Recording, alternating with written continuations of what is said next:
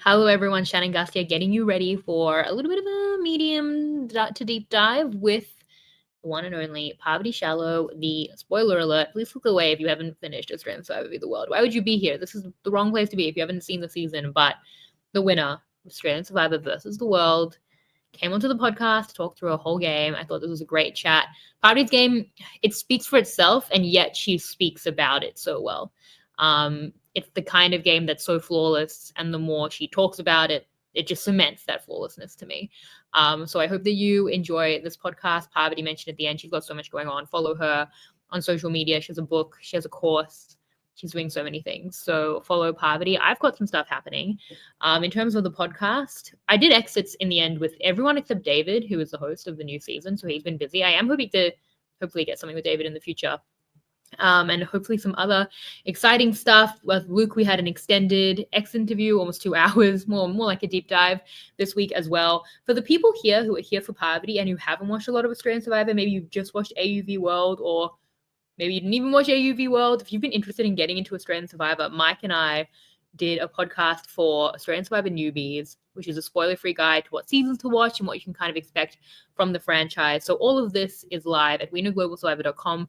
Follow me at Shannon Guss for everything as well. I will say as well, I have started my own podcast with my husband, Peter.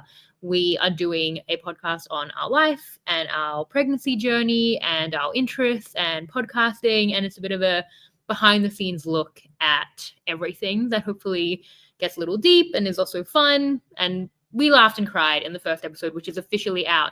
That's called Gussing Around. So on YouTube, just search at Gussing Around podcast. It's currently on Apple Podcasts as well if you search for Gussing Around. If you go to my social media, I've linked to it as well. So it's on YouTube and Apple, and we are working on Spotify and all of the others, but I don't know why it's not up. This is the first time I've ever posted a podcast myself.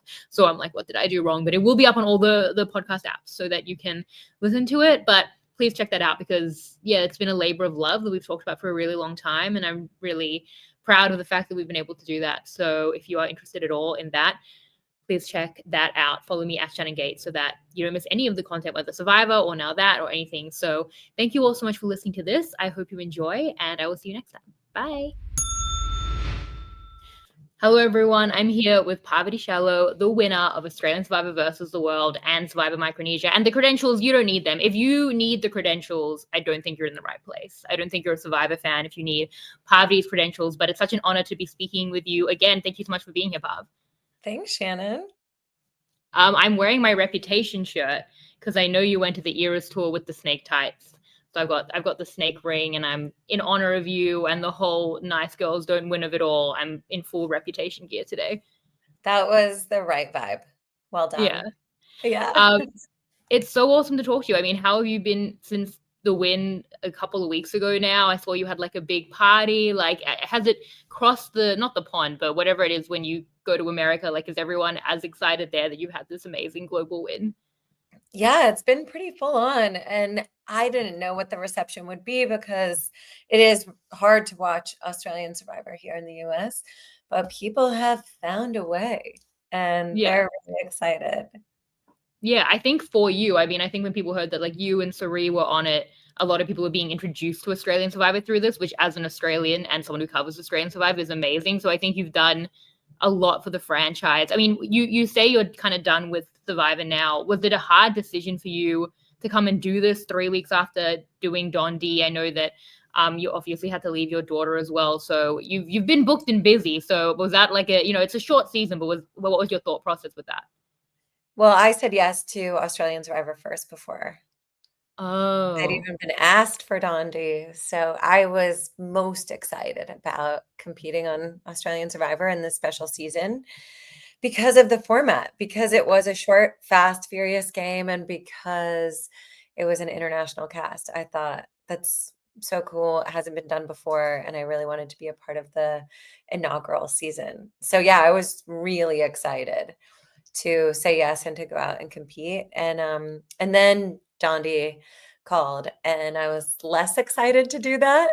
But I was like, all right, I'll go. They convinced me. And then David was there. So it just felt like so many kind of stars aligning last year with these shows.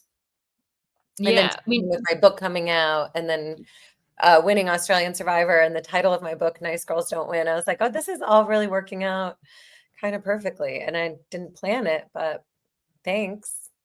well, I mean, you achieved it. You know, a lot of that is on you for getting those opportunities, and obviously for winning Australian Survivor versus the world was, you know, that's all you.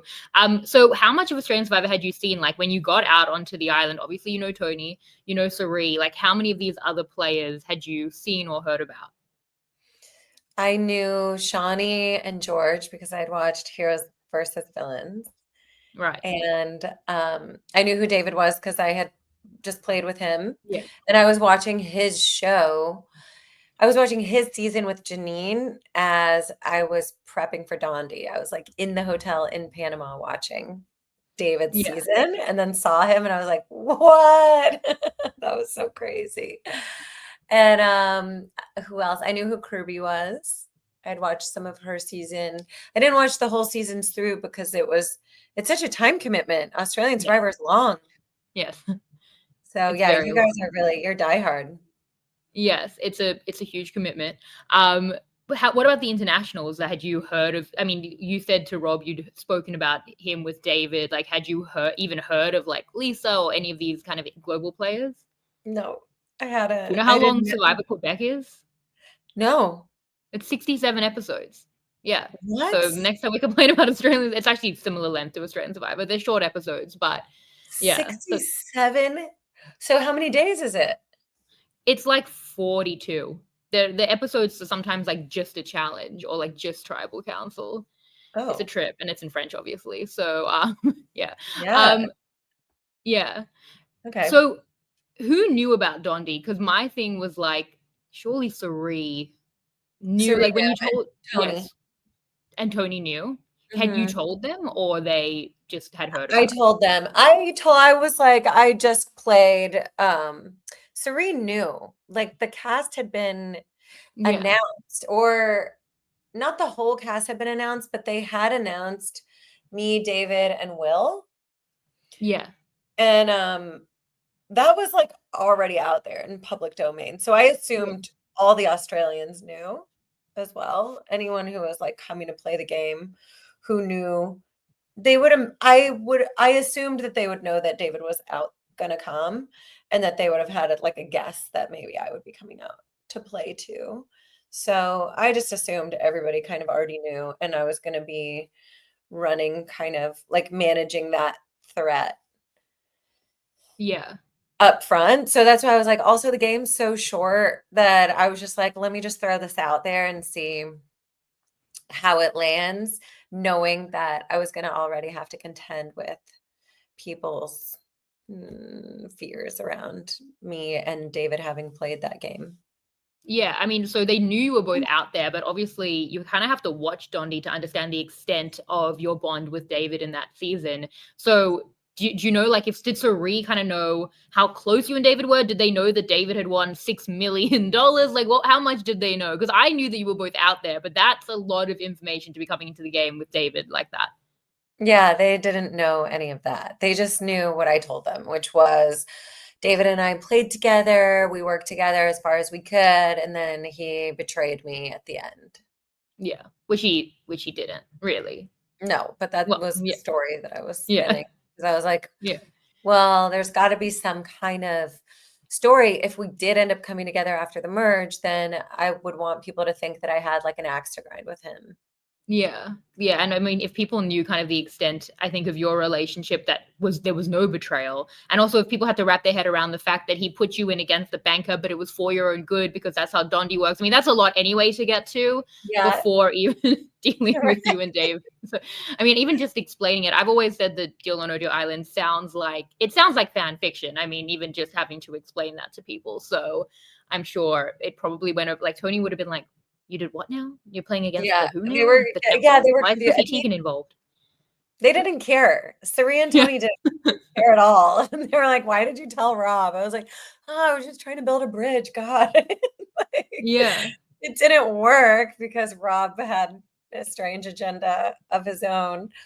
But yeah, they Tony and Suri cared not at all Yeah. about And also Dondie. because you have history with both, they're like, if we have to worry about everyone who's played in seasons with everyone, like we'll never stop worrying. Like these are reality TV veterans, so I can see Yeah, how I that's think for minimized for them. the internationals, it's a different kind of ball game because I think for them, they don't have as much experience in the reality circuit. And Suri, Tony, and I have played so many times and different Yeah, games. And Tony had just come off of Traders yeah, as well, where he played with Rob, and he was telling me about what happened there with Rob. And Rob and I are friends. Tony knows that, so I was like, oh, that's not great either. yeah. It's all Rob's fault. This is what doomed Tony in this game. So when you came out onto the island and you saw this breakdown, this world tribe, what were your feelings? Because you had like a majority women, which was good, but you had a minority US. We see Rob's already trying to use that. Like he's coming for you early, but I think even before that, did the kind of makeup of the tribe concern you? Yeah, I thought we're the biggest threats, me, Yeah. Suri, and Tony. And if they're going to take one of us out, it will probably be me or Tony off the bat. That's what I was thinking. So I was glad that we had the women because I work well with women, and thankfully Lisa and Cass were really into that, and they didn't like a macho man coming in and trying to control everyone. So that was really easy to use that kind of justification to get Rob out, and then we had the numbers after that. Yeah. How early did that form? Because we kind of see that forming a little bit later, but we see the relationships. Was that all girls alliance or Black Widow 2.0, one of many Black Widow brigades through the season? Was that right off the bat before Rob even left that you had that kind of four locked in? Yeah, we had, I mean, it was, I really hit the ground running on day one as soon as we got to the beach, and everyone was doing that. I had already started forming a relationship with Cass, and Lisa and Suri had something going. So I started working on developing a relationship with Lisa very early as well. And I was just like, I'm not going to talk to Tony and Suri because that's already kind of locked in. I don't have to worry about it. So the bringing the girls in was really important to me from the beginning. So yeah, it was that developed really fast. And then when I approached Cass and Lisa and I was like, "Is it me? Is it me?" I already had been developing a relationship with those two from the very beginning, so I could read them very easily in that moment when they were like, Yeah, it's you." Yeah. But I think also that was one of the reasons why they did tell me give me all that information about Rob throwing my name out. Yeah. Well, let's talk about Rob because this is, I mean, look, I thought, much like you and David on Dondie, this was like, the world imploding with charm, which is what I kind of felt like it would be like with you and Rob. But I feel like you were clocking each other off the bat, and it wasn't this like obviously comfortable relationship. You were trying with it, and it's usually your MO. But it's something that like wasn't working. Then he's gonna end up coming for you because you won't throw Suri under the bus. Like, how did it devolve to that point in such quick succession? Well, I found that a lot of the times there's people who have very big egos and they want to be in charge. And those kind of people and me are like oil and water. We just don't work well together because I'm going to speak my mind and I'm going to be direct and also tell you like it doesn't fly with me, that strategy. And what they want to hear is, yes, okay, I'll do whatever you say. And I'm not that kind of player. So when I'm just being myself with Rob, it just instantly was like bulls butting heads. And I was like, okay, well, there's no amount of diplomacy or tact or even having conversations that's going to move the needle on this guy because he just has his heels dug in and he wants to run the show.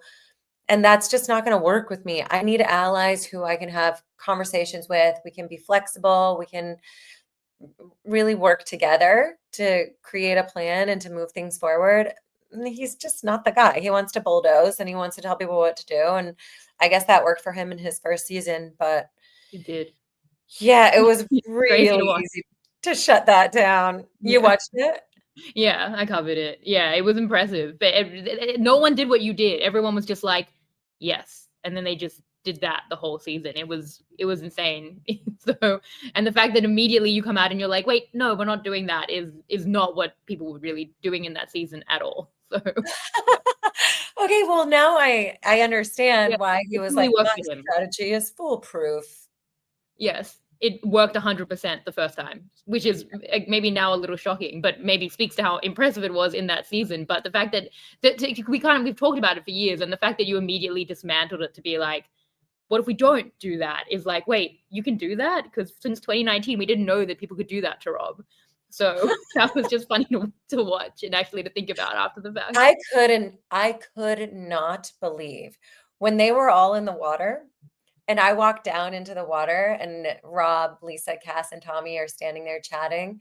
And I have already cultivated a relationship with Lisa and Cass at this point, and also Rob. And I walk up and Rob's like, who do you want to vote for, Sari? And I was like, what? Like, No.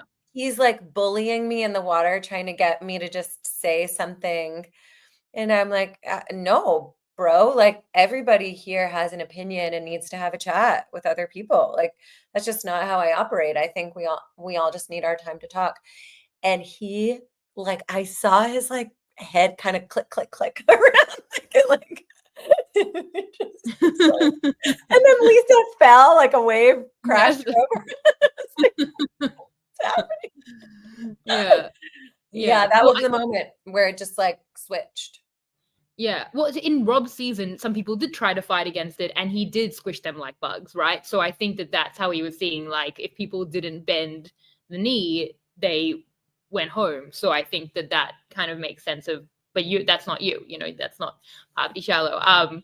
But yeah, so then when he brings up the Dondie bomb that we called it at Tribal Council, did that have as much of an impact as it did in like the ad break worthy tension on TV, or did it not hit as hard in real life? Oh, it was pretty tense. I looked at him and I was like, my blood was boiling because I was like, I already know that this guy is trying to get rid of me. Like, I know he's trying to blindside me. I've already talked to everybody on the tribe and have already turned the tables against him, unbeknownst to him, because he's so cocky. It didn't even enter his mind that this could be happening. And he thought he had this like ace up his sleeve and he was just gonna like put the final nail in my coffin with that. And I was just like, you did not have to do that. If you already thought you had all the numbers against me, like you didn't have to go that low. And then when he's like sucking his teeth as he was saying it, he was like, I know about you and David. And he was like, just like, I will rip your throat out. But I have been trained to Not to rip throats. stay calm and centered in the midst of confrontation, especially with controlling men who have huge egos. So I've really trained myself inside of this kind of dynamic. And yeah, so I don't show any of the rage that is bubbling inside me at this moment in time with Rob. But I just was like, "Oh god, you don't even there's no self-awareness here," because him pointing at me and talking about me and David just turns around and shines a spotlight on him because all people have seen is him talking to David at these challenges.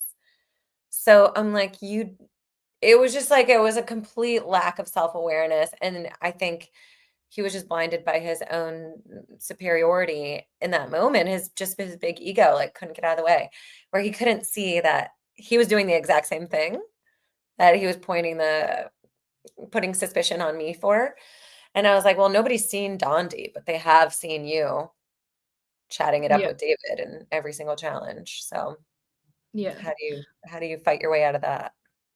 I do think your survivor legacy is so much built up of like how you work with and empower women. But I do think another part of it is what you speak about. Obviously, like beyond like anything in your personal life, of even just like having worked with Russell through all of Heroes versus Villains in a way that I think Russell was this is me editorializing, but like pretty toxic. And you're 26 and you're like defiant and standing up to him. And it's this like power struggle against this man who's like quite a bit older than you at that point and who is so controlling. Like watching that back later in my life, it's an amazing season, but I was like, this is beyond the game. And I feel like, yeah, there's so much. I don't know that I have a point, but I feel like it's just like there's so much of your story that is standing up against that on screen and having so much strength. Like it's probably amazing for a lot of women to look to. And I do think it's like a big part of your survivor legacy. Oh, that's nice. Yeah, like I don't wish that on people to have to deal with those kinds of personalities. But honestly, the world is full of them. It really is. And I don't like getting locked in a power struggle with anybody. So that's why I'm like, I love Survivor because you can just vote out the controlling person, get rid of them. I mean, in the case of Russell, I didn't have that ability because I had no other allies. So I had to work with him in the Yeah. game. But at least in life, you can exit those relationships. Or if it's a work situation, like quit the job, find a new job. I hope that people find for themselves that they really never have to stay in a situation with a person like that that feels bad or is sucking your soul or draining. Just get out, and something else that's really good, a better fit will come along. Yeah. Well, I mean, you get through this vote, they take out Rob, and yeah, so where was your kind of priorities? Because you had this like US party with Tony. Tony's going to go next, but you seem to be working with him. Obviously, like you didn't get to work with him or be on a beach with him ever in Winners at War. He did point out to me, and it is true that you did extort him. You did not vote for him to win. You obviously voted for Nat. So was there any kind of tension there, or were you really trying to work with Tony and there was just like these competing interests and like the other side wanted Tommy and it was what it was? I could tell that Tony didn't trust me.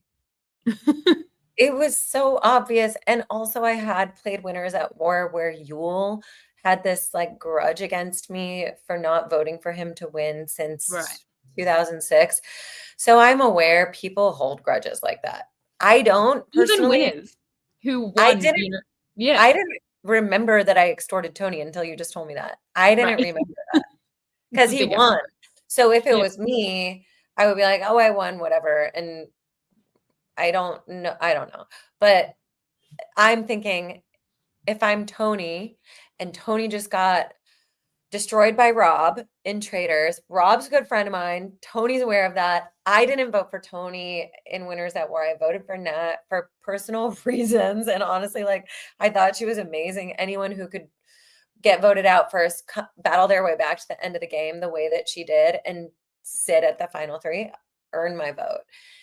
And I just had no relationship with Tony whatsoever.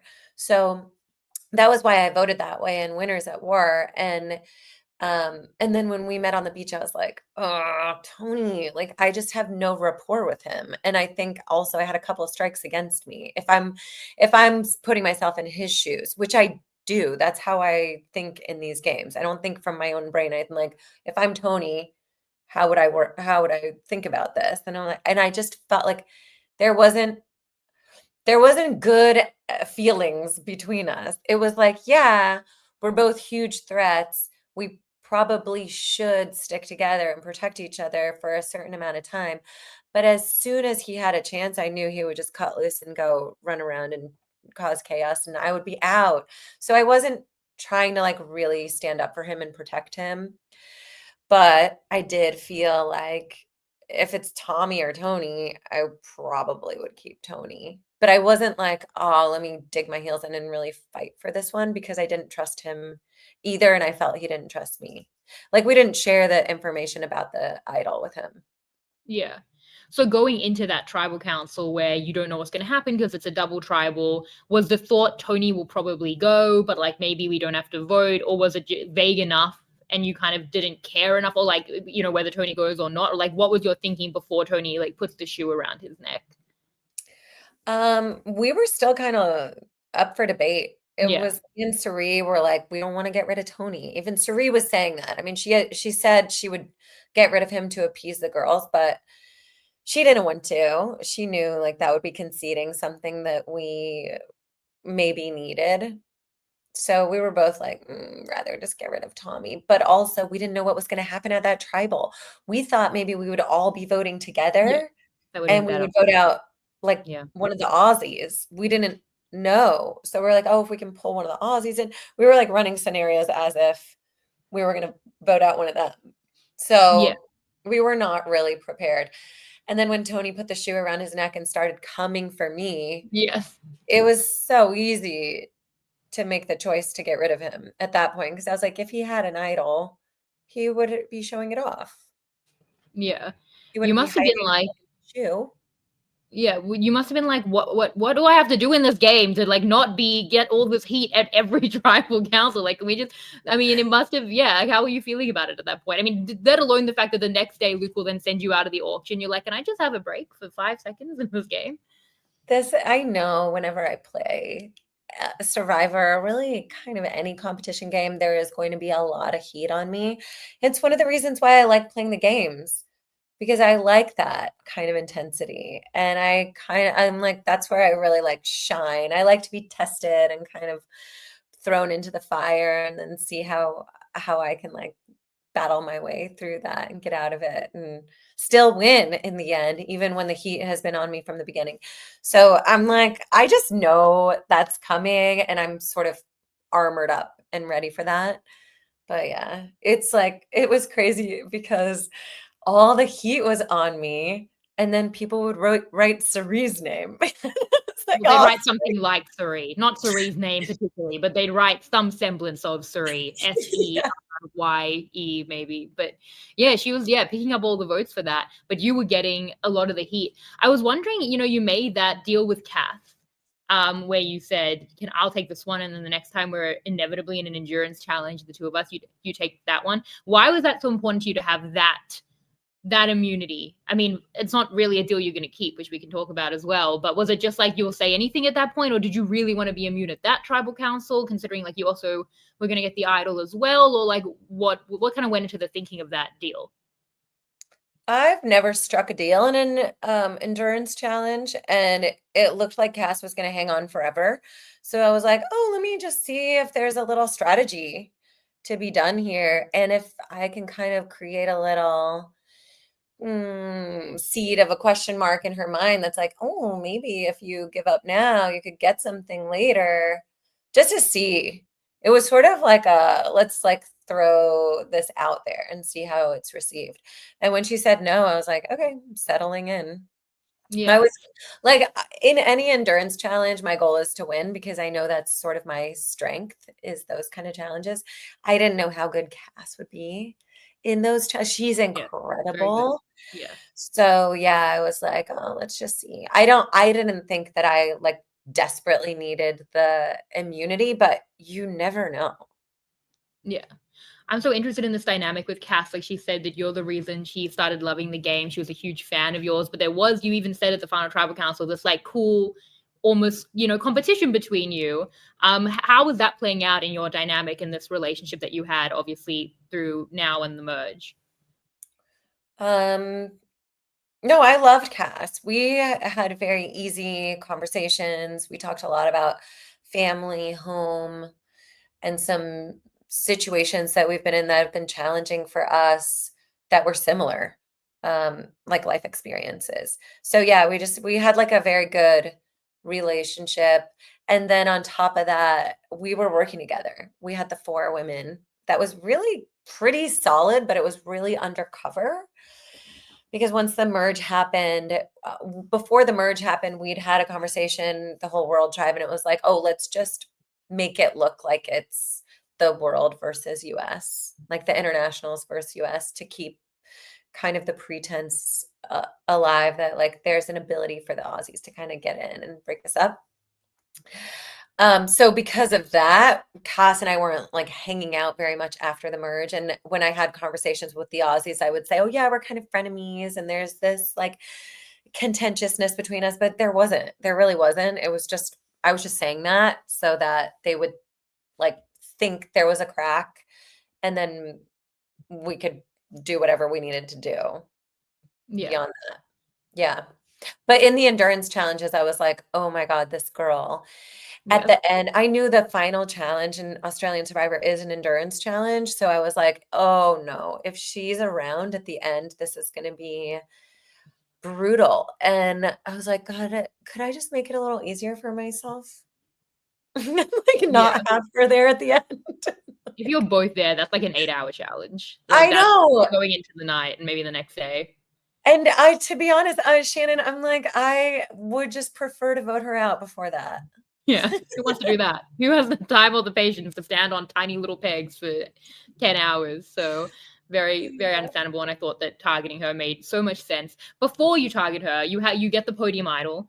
And we see you really use that to connect the women. Like how were you, I mean, such an epic moment getting Jonathan to hold your torch and taking the podium idol, but how are you kind of looking at that and like really sharing that as something for the group and something to kind of unite all of you? Well, it's always fun to have a group project. I love a group activity, and I can't keep my mouth shut. When I found the key, I squealed. So they knew that I had found it. And I was like, oh my God, I can't keep anything contained if I'm excited, like you know about it. So then it just became this group thing, and it really brought us all together because before that, it was really just me, Cass, and Sari strategizing together. But Sari and Lisa were talking individually, and me and Lisa were talking individually, and Cass and Lisa were talking individually. So we're like, let's just do this for and bring Lisa into the immunity idol. She wasn't there when we found the key, and she wasn't there when we opened the box. So she kind of missed out on that group activity. So I think she always felt a bit like the odd man out of the 4-person group, but she loves Cerise so much it just covered all sins. Yes, I understand. It was very relatable. So getting to the merge, the auction's going to happen straight up. Luke's going to send you out of the auction. He said to me that he kind of felt like you would understand. You have the David connection. You did not understand. Seemingly, you were like, "How dare you?" And then you get like the cookies, and then you break the cookie store. It was amazing. And then you get the idol stealer. So yeah, what was that couple of hour, if that, turnaround for you? And how are you kind of feeling at the merge again with the heat, but now with this like bag of tricks and this like broken jar of cookies? Like, what was your perspective at that point? Oh, it was an emotional roller coaster. I was like, yeah, I was mad at Luke, but I was also like really playing it up Yeah. because it's emotional warfare. That's what Survivor is. So I'm like, yeah, I'm angry, but I'm also like using this as game. So if people think I am furious at Luke and I'll never forgive him, then that can be used later, you know? So I just like really blew it up big and like gave him a nice countdown and really kind of scared him. And then when I got back to camp and those cookies were there, I was like, what? This is amazing. They were so good. They were so soft and yummy, and there were so many of them. They were huge, like the size of my hand. And then watching the auction back, I was like, God, so many people didn't even eat. So Luke did me a big favor sending me back to camp Yeah.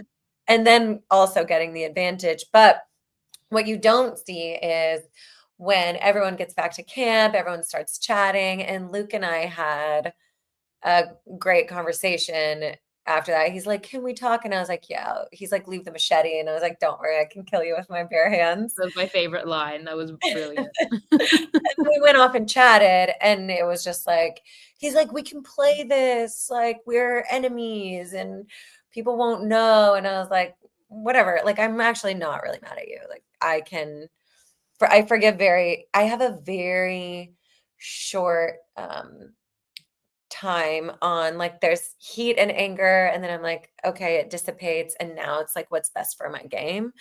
And what's best for my game is aligning with Luke and playing with this person who clearly everyone on the Australian tribe has a connection with. I just watched Kirby would come up to Luke, Shawnee would, Janine would, Sarah would, everyone was one-on-one talking with Luke, and I was like, this guy is important. So I wasn't gonna like ice him out. Yeah. Yeah, he was definitely like I said to him, the only person like really like flying the Australian flag in the entire season and Yeah. assuming people would be patriotic, which they weren't. Something we didn't see on the show, but that people have said to me in X interviews was how you were using the cookies and going to people with even the sandy glassy cookies and bringing people in? Like, who did you bring in with the cookies and share, and how are you kind of using that with people? I gave Tommy a cookie. Yeah. I gave him the one clean cookie I had left that Oh, didn't have sand on it, but that's it was nice. crazy. It was raining that night, and I was like, "Oh my God, like what can I even where can I put these cookies? People are gonna see." So I had it like wrapped up in my scarf in my bag, and so then I was just like, "Tommy, come here." And I pull him out in the rain on the path, and I'm like, I heard you didn't get any food. I'm sorry. Like, let's, here, this is for you. I just feel bad for you." And I unwrapped it and it's just like crumbs, wet, soggy crumbs.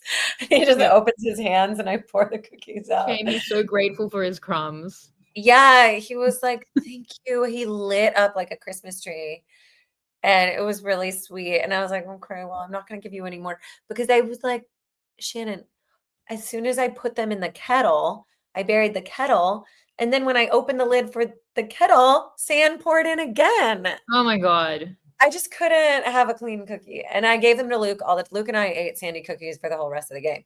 But I told Luke, I was like, "Look," because we'd had that conversation on the beach, and he was like, "Let's play together," and I was like, "Okay, I'm down." And I was like, I had already made the deal with Kirby and Shawnee to get rid of Sarah that night, and Luke didn't know about it.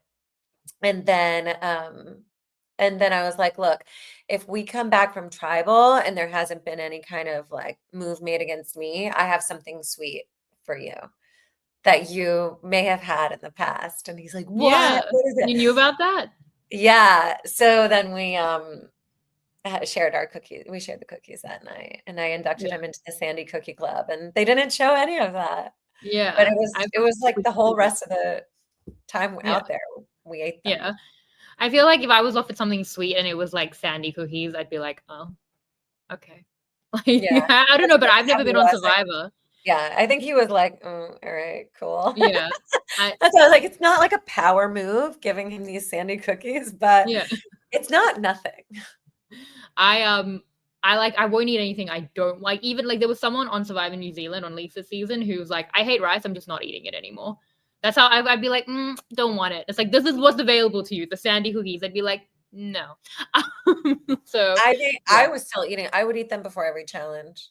yeah, that's I'd good. A just sugar go behind a boost. tree and eat my Yeah. sandy cookies, and like I'm still like pulling little grains of sand out of my molars. Well, that's disgusting. So so you meet the Australians. They all want to work with you. Um, what was that like? You know, Kirby, Sarah. I'd spoken to Sarah, I think, before the game, and she was like, Parvati's out there, you know. She was so excited about that prospect. Shawnee, it was like a match made in TV heaven. Yeah, what was that kind of like? How were you recalibrating? Because you have the strong thing with the world girls. And now you've got all these other people who want to work with you. Were your priorities shifting, or how are you kind of looking at your game as you meet these new people and form these new relationships? Beyond Cerie, I wanted to stay really fluid. So I just knew with Cerie, I could do anything I wanted pretty much because she's so good socially and I trusted her so much that she would work whatever end of the beach she was on and I could work whatever end of the beach I was on. We have very different ways of relating to people, but they're both very effective. So I was like, I'm just gonna develop relationships with the Aussies because we had this kind of agreement with the World Tribe where let's make it look like it's just me and Sari, and then you three are together, and we don't really work together so that they feel like they can have some kind of play. And I think that worked pretty well because Kirby only knew of me and Suri. She didn't think that I was also working with the girls from the World Tribe because I said I wasn't. I was like, "Yeah, no, we're not." Yeah. We see that you explicitly said like you would have been gone if you didn't have the necklace. So you were kind of painting a different story of what had happened at the World Tribe. Yeah, and she believed it, and I was like, "Okay, well, this gives me some wiggle room. Like this gives me maneuverability." And that was really all I wanted. And Shawnee had just had a baby, and I was like that in Winners at War, and it was freaking torture leaving my baby to go play Survivor. So I just like shared, we related on that level. And I think that was helpful. And yeah, it was just like Janine and David are best friends. So Janine and I were able to form a really close relationship quickly just based on that shared friendship connection. So it was just like kind of easy to bond with the Aussies. And they already had so much drama from their first couple of tribals. It was like, okay, I can like kind of switch this up now and do what works for me. And then as soon as I got like any kind of sense that things were shifting in the game, I had already built relationships. Like I already had Luke that I'd been working with and chatting with and sharing cookies with. I had Janine who I'd been talking with about David and her life and her kids, and Shawnee with the baby, and then Kirby. And it was just like I had my flirtation with Kirby. I'm like, well, I had a different kind of relationship established with Yeah. every single person on the Aussie tribe by the time I got wind of, oh, there's a move going to be made against me. I just already had them kind of locked in. Yeah. So what was your perspective? Because we do see there's a little bit of like a push and pull, and that was something that we see throughout the season of allies wanting different things. And the world girls or the world tribe wanted to just do a straight all the worlds on like a Janine. And you really trusted Kirby and Shawnee to go for Sarah, but obviously it was a risk because you were technically breaking up the world votes. They could have come over the top. Did any part of you fear that risk? Did any part of you think maybe I'll stick strong with just doing the world? Or like what was your consideration in this choice? Um, I trusted Kirby and Shawnee at that point. I Yeah. get like, Cerise said it in one of the tribal councils. She's like, I listen for what has the ring of truth. Yeah. And Kirby and Shawnee, it was like a flash Yeah. conversation in the shelter. Kirby was like, we want to do this. Let's go. And everyone was kind of scattered all over, didn't know what to do. World wanted Janine, but then the Aussies were saying Lisa. And it was like no plans had landed. So on Survivor, I've just learned to wait it out and to not be so proactive sometimes. I just sit back and then let the plan come to me if it's not something that I'm driving forward.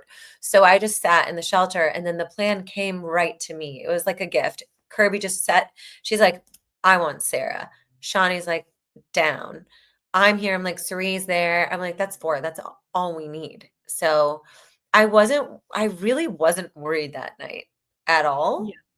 I like really trusted that that plan was going to happen. And I knew that Cerie had so much pull with the world, with Lisa and Cass, that they would do what Cerie told them to do. And I was like, they were just worried about someone having an idol and us getting played. So they were down to vote kind of the other sort of throwaway name just as backup in case someone had an idol. Yeah. So yeah, I was like, oh, this plan's gonna come off without a hitch. It was like I was so locked in. No other game of Survivor has been like that for me, where it's been like, I'm locked in every single vote. I think I got there in Micronesia towards like the second half of the game.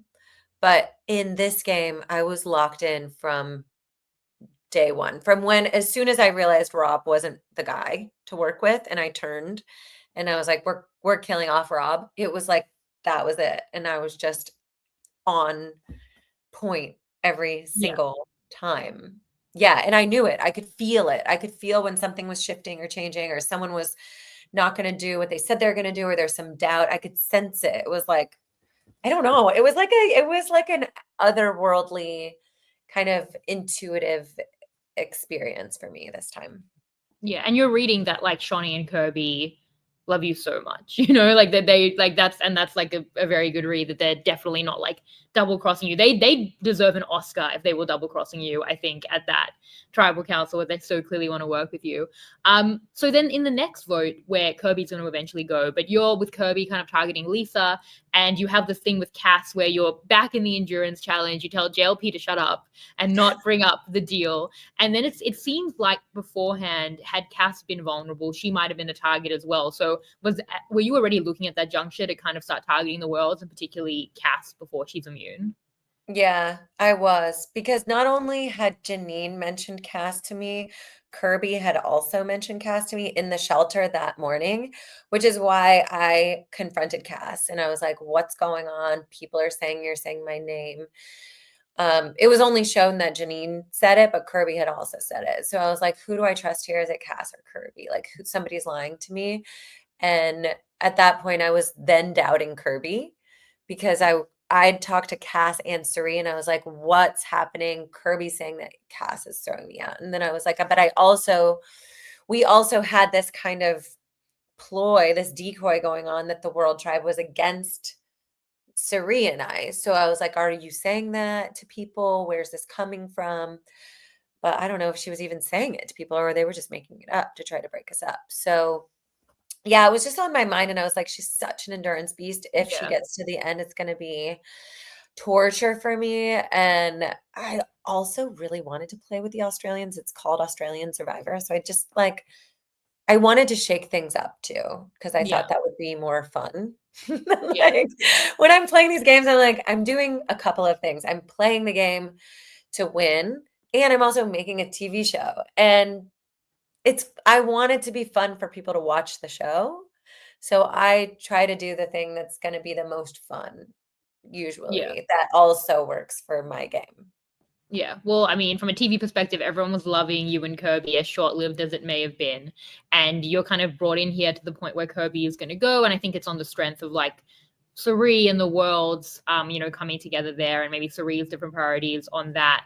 And I think you explained it kind of perfectly at the final tribal council. But yeah, what was that like for you having to consider your idol and Kirby and like you it was such a great I like as someone who loves both you and Kirby, like it was wonderful and I felt your pain in that. So yeah, what was your kind of thought process through having to let Kirby go there?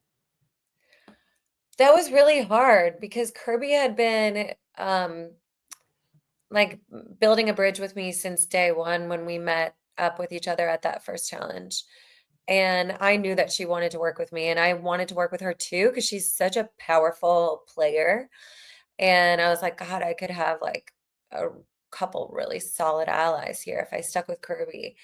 And, also people were threatened by her, and I knew they were threatened by us together because we weren't trying to hide that we had some kind of chemistry. Like, it was just obvious, and we were sleeping next to each other in the shelter and, like, waking up and cackling, and, like, it was just fun. Yeah. So that's obvious, and people don't like that. They get really scared of a bond like that. The So audience loved it. the So audience loves yeah, it, it but was a picture. Yeah. yeah. But other competitors in the game are like, "That's dangerous," especially if it's 2 strong players. So I'm like, "Oh god, I just probably also need to reduce my threat level, and I definitely don't need to blow up every single one of these relationships that I've built to save Kirby right now, because then it would just be me and Kirby against everyone, and that doesn't work on Survivor." So Yeah. I ultimately ended up going with the group because also I had said Kirby's name to Cass and Suri earlier that morning because I was like, "Kirby," because I pulled Suri and Cass. I was like, "Look, Kirby told me this morning that Cass, you're saying my name. Like, what's the deal? Are you doing that?" She's like, "No, I'm not." So I was like, "Okay, well, maybe we need to get rid of Kirby if she's trying to like break us up like that." And then Cass went running off. So I was like, "Oh no, what have I done? Now I've Not said actively. Yeah. Kirby's name." And so I was like, "Oh God, Cass is gonna go implement this plan that I just randomly it like fell out of my mouth." And so I was like, "Oh, wait, did this plan happen because of me? Because I said that?" But then Janine separately had already started the plan over there with Suri. So I didn't know that it already had legs. So I was like, "Okay, I just know I'm in too deep here. I just needed to like sit on my hands and not cause chaos in that tribal council and not play my idol." But that's really hard for me. I think because Luke and I are very similar players in that way. We're sort of like chaos players, impulsive sometimes, and we'll do the thing that's like the big flashy thing because we like that kind of intensity. But having Suri neutralizes me, and then Luke having Janine neutralizes him. So that it was really interesting to have kind of mirrors out there this season. Yeah. So the Double Tribal Council, I think, is one of your best episodes in Survivor ever. I feel like, firstly, there's like some heat on you, but not as much as it would have seemed because Lisa didn't want to do it. She told me Kath didn't want to do it. Tommy is bringing up your name, but then even the Australians have this connection with you, and then they're reverting to you as well. Then you have the idol. Like the way that I think that you were able to convert a little bit of heat into taking out your number one endurance target, as you're saying, that like number one threat to real. I think the way that you were using your idol as like a fear tactic, having it around your neck and saying you'll play it for you and Sri, like through the whole post, like kind of that merge phase was very effective. I think that for me in this game, it was a very fast game, and you kind of like, like ship up or ship out. And I think that everyone else fell away a little bit. And these are very talented players, but I think everyone else maybe got a little exhausted by the pace and like couldn't keep up. And the thing that I think is maybe most impressive from you in this game, which is a high bar, is that in the high pressure situations like this double tribal council, when things are moving so fast, your instincts were so good. And I think maybe through decades of being under the pressure and responding to it, you just responded perfectly. Like this double tribal council was impeccable. So what was your kind of thought process going into that tribal council? We see that you're like, I'm not loving these conversations, like what's happening? And then you pull out the idol, and then these conversations are going to happen where you're going to turn on the worlds and really use this connection that you have had forming with the Australians. What was the thought process through all of that? I knew I needed to shake it up because I didn't want to go into the end game with five world. That would be so boring. Yeah, and that's not good for you, I don't think. Like, it's not good from a cast perspective. I don't think that you have the emphasis there. Like, Sari has a little more of it, but like, you're not at the top of that. Why would like that's not a great end game for you. That was not where my head was at. I was already like playing a couple of steps ahead where I was like, I don't want to get rid of Cass because I really did know that she was playing a loyal game to a point, and they would go five to the end, and then they would vote me out, and then they would vote. It's like they wanted to systematically do that. And I sensed it, and I was like, they're super loyal and actually really trustworthy, but I have to But I'm find a not. way. Yeah, but I'm not. Yeah. I have to find a way to get them out of the game and keep their respect. So the only way I'm going to be able to do that is if it's a defensive play. If it's like, I'm afraid that they are going to take me out. So I am playing this way out of defense. And everyone had been saying before, Kirby had been saying before, this in this game, you got to get them before they get you. So I just used what Kirby was saying because everyone was agreeing with that. So then I was just like, okay, well, if anyone now they've thrown my name out, now they're trying to get me, even if they weren't, which at that tribal council, I was like, oh, they're actually not. But Yeah. but Yeah.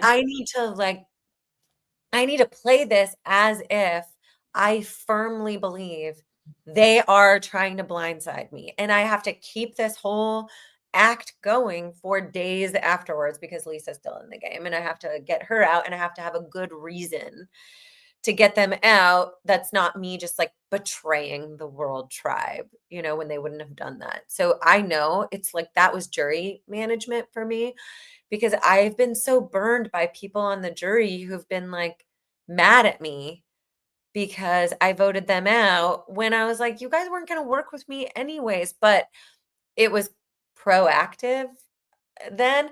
And this way I was like, okay, if it's defense, self-defense, they can't get mad at me. Like if there was a plan, it doesn't matter if it didn't like come through. It like if there was a plan, then I think I have enough kind of ammo to throw them out of the game and just be like, yeah, you guys were gonna get me at some point. Yeah. Oh, I had to get you before you got me. And then thankfully they did respect that. But yeah, it was like really dramatized on my part.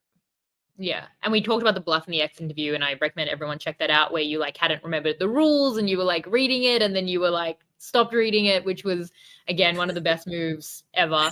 But like what's maybe even more like that's so impressive, and that's like one move. But like what's maybe the most impressive thing to me is like how are you protecting? And like everyone had their own reasons. I've spoken to Luke and he kind of was in his head about getting to the end, but like you are the biggest target at seven, I mean, the whole game, but like really like 8, 7, 6, 5, and they don't come for you. And you don't even need your idol. You're not going to get a vote in this season. Like, how is your read through those rounds? And how are you protecting to, like, let's still do Tommy. Let's just keep the pace. Let's just take out, like Lisa here. Let's just take out Shawnee. Like, what are you doing in that way to A, read it so well, and B, have it happen at all? Because it was bizarre to me that they weren't taking the shot when it felt like the shot must be taken, surely, against you.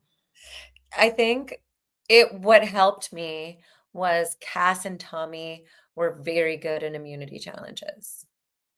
So they had a different kind of threat level that was like, let's just get rid of them because they're going to win immunities. But So you're good for at immunity challenges. So, what? but you're also like really good at immunity challenges. So But I then hadn't I would, won any of those individual immunities except for the endurance. except the So one you won. Yeah. Tommy was winning the Yeah. obstacle courses. And I'm thinking for Luke. If I'm Luke, I'm like, yeah, I want Tommy out of the game because I want to win immunity challenges. Who's a bigger challenge threat, me or Tommy? If you're Luke. Right. On Luke's skill set. Yeah. Exactly, based on Luke's skill set. So I'm thinking for Luke, and I'm like, Luke is going to go with me if I say Tommy. Janine's going to go with Luke. And at that point, Shawnee would go with whatever the majority was saying. It wasn't her, so she was down to do that. And Sari would go with me. So I was like, I have everyone that I need. It was very easy to do Cass and very easy to do Tommy that night because I was like, they're the biggest immunity threats. And then the next one was Luke was so mad at Lisa. Luke already Yeah. had this like weird animosity with Lisa, and like Lisa hated Luke and they just hated each other. So I was like, oh, just use that little drama that they have and nobody's looking at me. It's like point two. This is Survivor 101. If there's people just kind of offering themselves up as a sacrifice, allow them to go. Just do that. Don't overcomplicate it. And so Luke's hatred with Lisa and his like anger for her, wanting to quit, he was just so like outraged by that. And I was like, he's not going to change his vote and save her.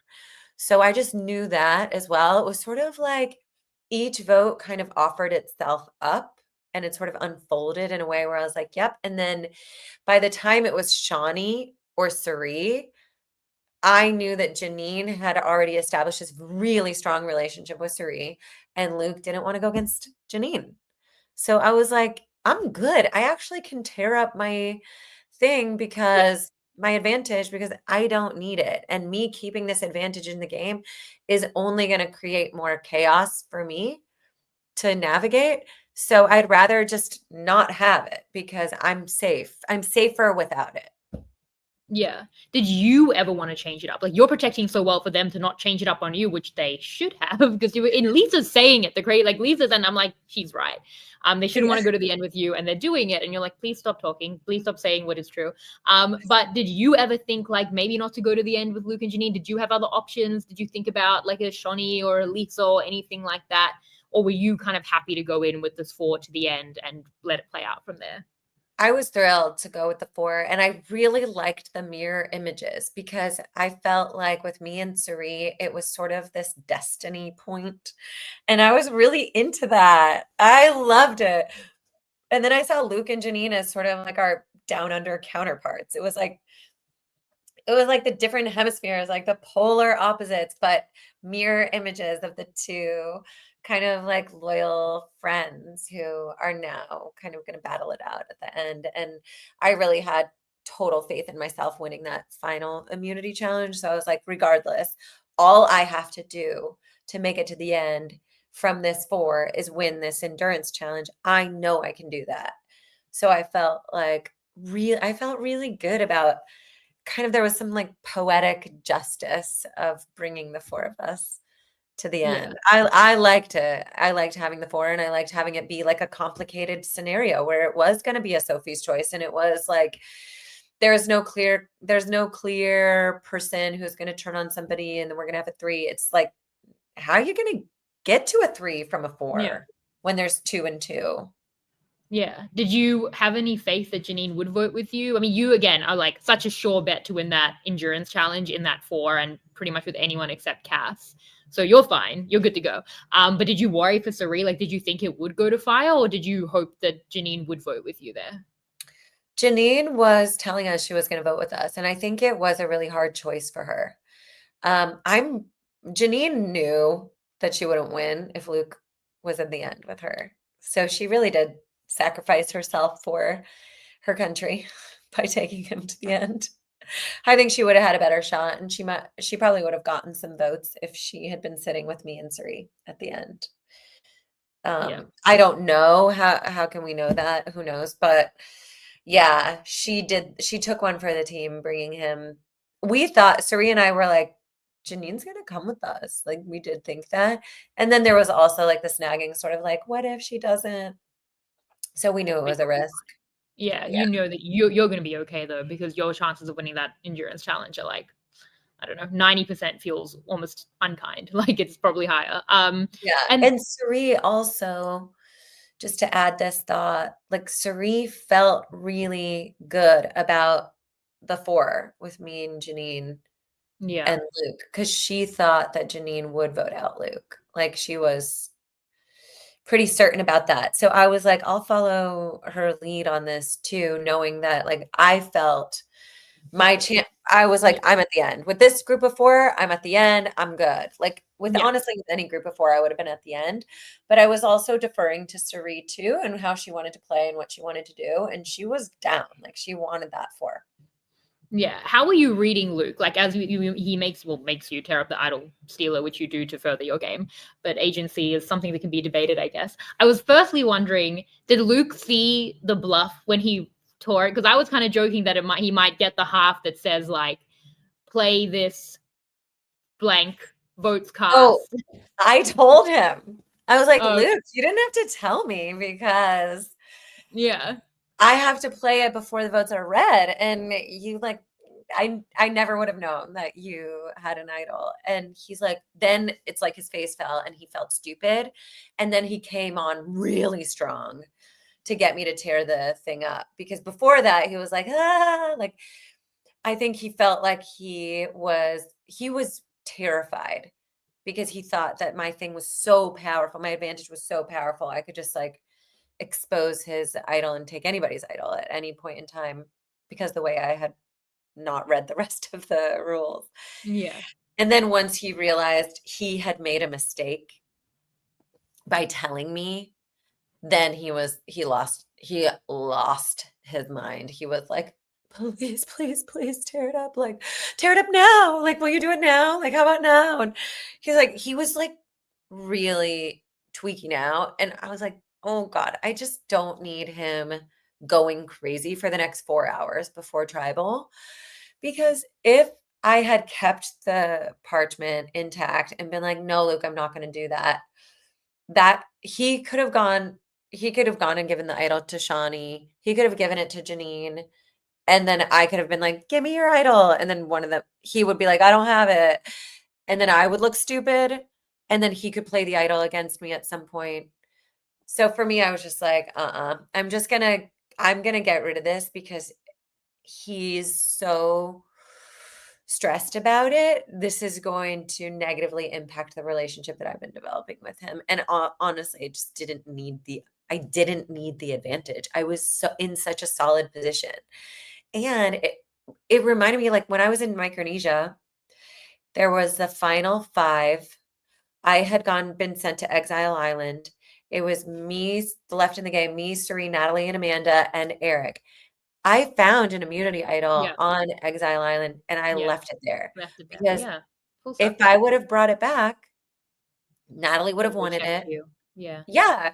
And I would have had to lie about it or it would just have caused drama or more chaos. And so I just didn't bring it back. And it just didn't play in the game. It was like didn't make the show because it Yeah. wasn't a part of the game. But I play always social my Survivor game is all about relationships, and it's the social game.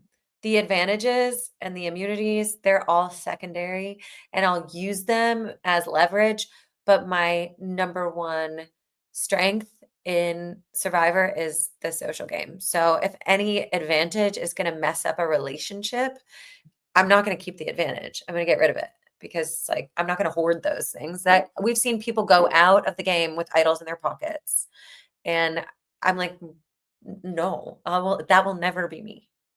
Yeah. Well, the idol that you left in Micronesia is such a big part of Survivor lore, and I do love how it connects back to that. And I think it makes sense. I mean, again, you don't need it. Even if you do the wrong social thing, you might need it, and then again, you might not be able to play it right. Like you are negating his power of how he could use the idol creatively by doing this, Mhm. which is, I think, yeah, made so much sense at the time. I thought it was a great move. What about the final five? It was a little bit cagey around that. We talked in the X interview about how if he plays the idol on Shawnee, you might play it on Suri, and then it might go to the tie, and now you're dependent on Shawnee. Did a part of you think maybe you throw a vote on Luke? Was it worth that, or were you like sure enough, and you could like keep it trucking enough, or like was any part of you at that final five a little bit concerned that Luke might do something a little crazy there? I had I feel like I had such a good read on Luke. Yeah, you really did. It was That perfect. No notes. Yeah, I was It's so like, good. I know what he's gonna do, and Yeah. we already had talked about going up and playing our idols together for each other. So Oh, we okay. had this kind of showy plan, and he likes a showy plan. And I was like, I'm going to do this showy plan with you. We're going to have this special TV moment together, and it's going to be so funny. And I The was real really TV moment would have been idling you out of the game, but let's not talk about that. Let's do the go and hand them to Jonathan and play them on each other. That's the TV moment. wait, what? Say it I'm again. like, you're stopping him from doing the real TV moment, which would have been voting you out. But sure, do Right. this other thing, which is for TV. Sure, that's showy. Yeah, exactly. But he also, I think, had it in his head that he's like, I want to sit next to the best. I can beat the best. I can prove that I'm the best by sitting next to the best. So I think truly he wasn't worried about sitting at the end with me. And I picked that up from him too. And I was like really bigging him up about that and being like, I respect you so much. And like people are gonna respect, like the fans are gonna love that. This is gonna be so cool when it's like the biggest players at the end and it's a Yeah, battle and like that's what fans love. people, yeah, you just flatter the ego. Yeah, You build it up. So I felt like with Luke, I was like, we had such a solid kind of relationship from the auction, from what happened at the auction, from what our relationships were with Suri and Janine. We were each other's mirrors. We have similar kind of mentalities when it comes to like we're making TV, but we're also playing this game, but we're also like having fun. And yeah, I just like I think also tearing that paper yeah, up gave him the sense that he got one over on me too, and sort of like he's a bigger player than me. So I was like, oh God, like you really got me, like you tricked me. So I think with him, I just felt like I was like, he's not gonna do it. He's not gonna give it to Shawnee. It's not happening. But like if he had, like that's why I was like, I'm gonna play the idol with him. I would never have he was like, "Ladies first," to go play the idol when Jonathan said, "Who's yeah, got the idol?" And, like, we were both, like, standing there, and he's like, "Ladies first," and I was like, "We'll go together." And we walked up together, and then I was like, "Okay, now we're standing here, and we're gonna do the thing we said we were gonna do." And I had yeah, really been, like, laying it on thick all day, like, "We're gonna do this together." And then we played the idols together because I was like, if he's gonna play it for Shawnee, I would just play it for Suri, and then Shawnee would have all the power, and she would vote out me or Luke. I don't know which one she would have yeah, chosen at the moment, yeah, but he wouldn't have wanted to risk that. yeah. I think that what you're doing is like the bread and butter of like the brilliance of Survivor, but it might be somewhat harder for audiences to grasp, like because it's not like playing an idol is like doing the thing. Like what you're doing is long-term manipulation that something is in someone's best interest when it's not. It's reading that they'll do it, which is the most important thing in the game to me. Like I think there are people who are like, well, Parvati got lucky that Luke didn't. It's like, no, Parvati pushed Luke to do what she wanted. And also read perfectly that he was going to do that. Like, that's completely different from just hoping for the best. And I think that sometimes people don't understand that nuance, or that doesn't seem as flashy. But for me, that's like the most brilliant thing. And like the bluff again is like, I don't want to take away from the bluff because I think it's so brilliant in the moment. It's like that's a real like singular move. But like what you were doing through this end game to get people to not turn on you when they just absolutely should have 100 times over is so impressive to me. And I really hope people can understand that, because I think that you explain it so well, and it's so obvious obviously to me as well. And in the final tribal council, I think that you was so good. How do you think that that went, and what was kind of the narrative of your game that you were trying to give people? And also, I would ask, how did you feel going into that your chances were? Oh my God, that final tribal council was longer. Everything It in was Australian Survivor except the season is longer. Yeah. Oh my God, it was so different to Oh, US final okay. tribal because we had to prepare a keynote speech.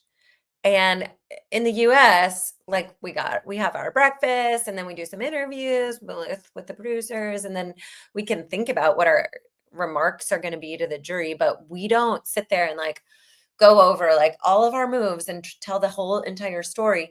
So I'm like, oh my God, my head is spinning because the game has gone lightning speed.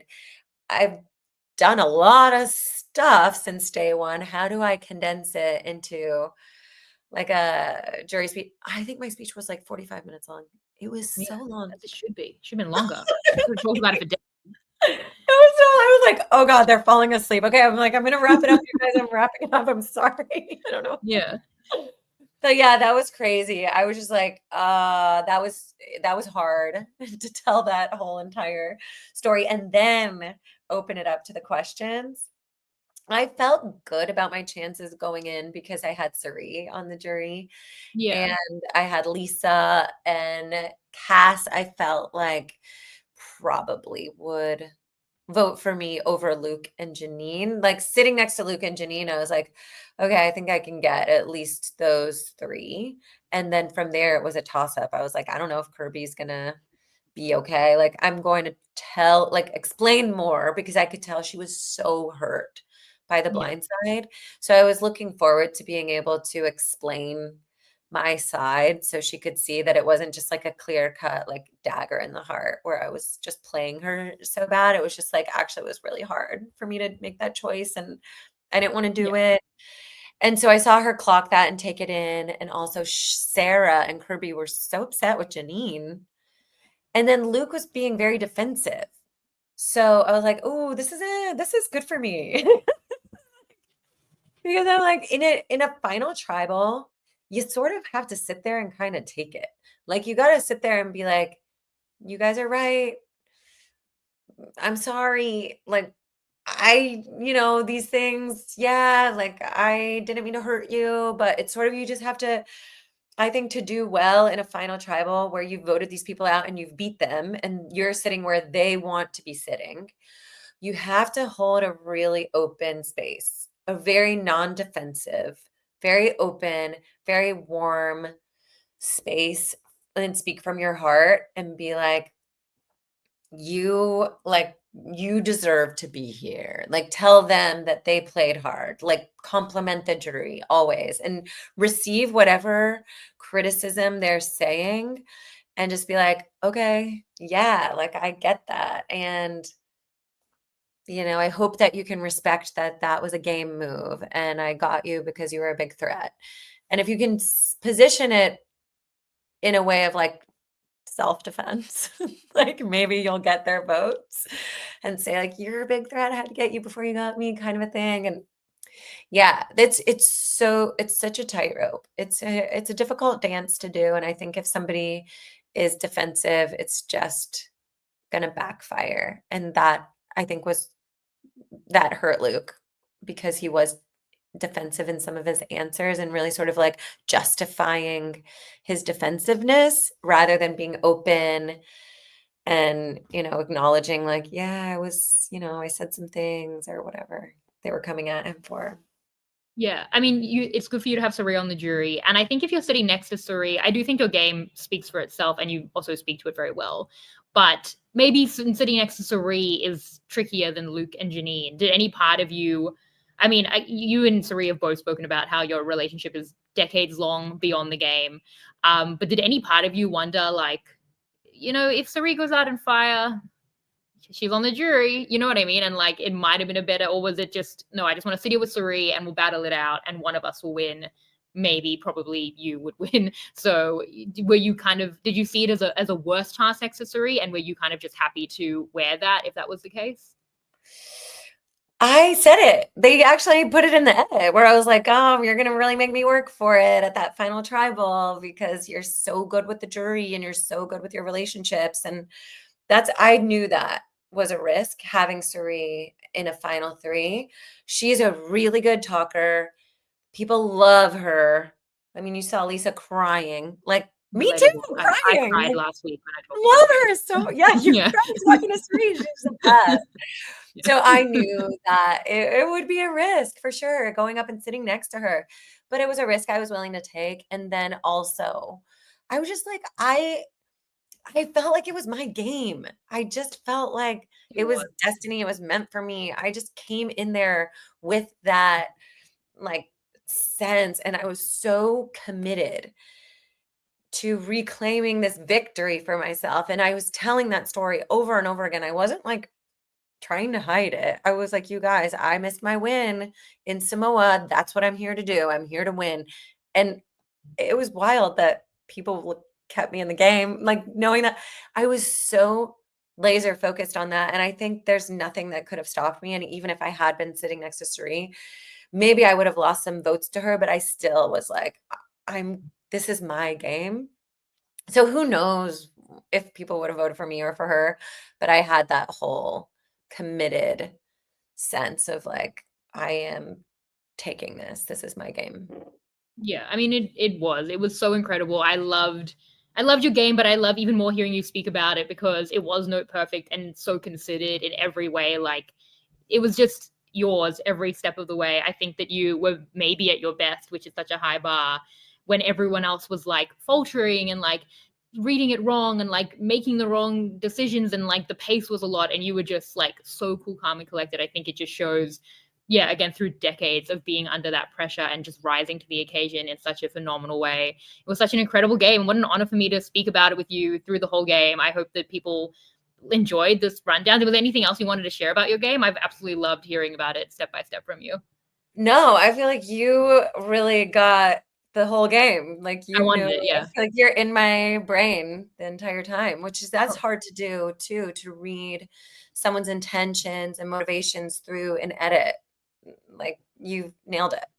thank you. Well, I mean, and I did, and I fought for it. Everybody, and people weren't getting the idol stealer thing. I'm like, no, it's so good. Like, and I'm really glad that you can explain that as well. And if they don't get it through you explaining it in confessional at tribal council and in this podcast, maybe they just don't want to. So at this Yeah. point, there's only so much that they can do. But I've loved this party. Like, like at several points throughout this interview, while just enjoying the chat, I have to be like, you are talking to Parvati right now. Like, you're doing this like twice in a couple of weeks. Like, what an honor.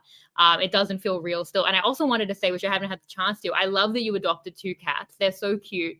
I have two adopted cats as well. And I just wanted to also thank you for using your platform to, you know, showcase adoption. And I think that's amazing. So you're the coolest person ever. Like, Oh so my cool. This is God, so thanks. cool You're for me. so sweet.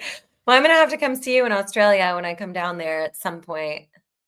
I'm And coming to see you. I think I'm going to see you in the next couple of months. That sounds creepier than I intended. If you're going to be at a Survivor event in San Francisco in the next few weeks, oh so yeah, will I I. will. Oh Yeah. my God, okay, I'll see you there. I'll be there. I'll be 5 months pregnant, but I'll be waddling along. So, Yay, it'll be congrats. amazing to meet. Thank you. It'll be amazing to meet you, and I can't wait. And I'm so appreciative that you've given us this time to do this interview. And yeah, just what a thrill. But thank you so much. Oh, my pleasure. Thanks, Shannon. Thanks so much. Hope everyone enjoyed this, and I will see you next time. Oh, wait, no, before that, I'm just ending. Do you want to tell people where to check out your stuff? You have so much to check out. I'm not going to do a double Oh, wrap, but me, yes, I'm nervous. Yeah. people can follow me on Instagram at @pshallow, and I post all the time if I'm doing anything fun there. You'll hear it first. on Instagram, and you can buy my book, Nice Girls Don't Win, Amazing. where books are sold. Find it Yes. online. Yeah. Everyone go and do that. Thank you so much, Pav. I really appreciate it. Loved hearing about your game. And I will see you in San Francisco in a few weeks. Well, I So have one more thing actually that I yeah, just remembered. I'm launching my course, How Villains Are Made. It's like the anti-people pleasing. I It's a need course that that. helps put you in your power, claim your voice, your authentic strength. I It's a really 6 need that. online course. You can do it. We'll give you I've a looked special deal, friends and family.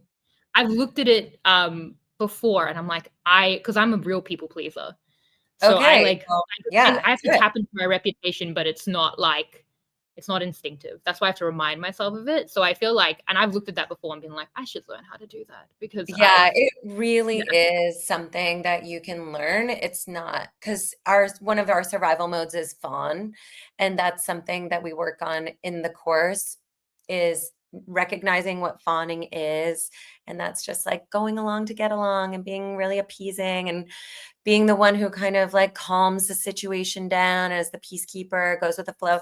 That's typically a symptom of the fawn response that you can learn to recognize and stop doing and start aligning your choices with what's true for you.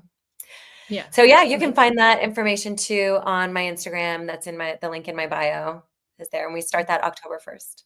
Amazing. Well, everyone go check all of that out. I'm gonna do the triple wrap now. But again, amazing to talk Yeah. to you, Parvati. It this was incredible. I hope everyone enjoyed it, even a fraction as much as I did. But all right, thank you all so much, and I will see you next time. Bye. Bye. This is RHAP. We know reality TV.